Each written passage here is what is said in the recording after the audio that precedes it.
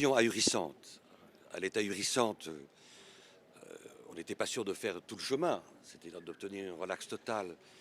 Il y avait quand même des infractions où des relaxes partielles s'imposaient. Vraiment.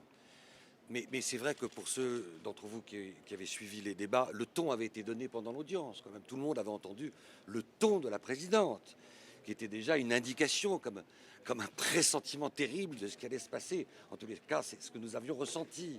Et ce pressentiment s'est trouvé confirmé par un jugement qui, de façon tout à fait exceptionnelle, même si j'entends la pression contextuelle sur le tribunal, etc., un jugement qui, de façon tout à fait exceptionnelle, avale religieusement la présentation partielle et partielle des faits présentée par le procureur de la République. C'est exceptionnel à ce point-là, dans un jugement, d'écarter de façon si systématique, si obstinée, si massive, toutes les incohérences, tous les éléments à décharge pour essayer de faire tenir debout un verdict de culpabilité que nous allons contester fermement devant la Cour d'appel.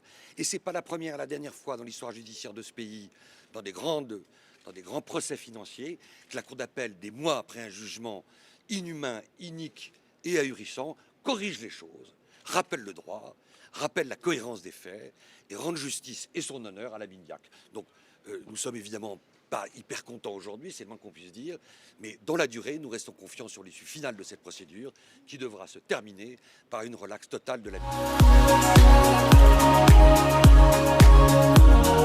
Mignac.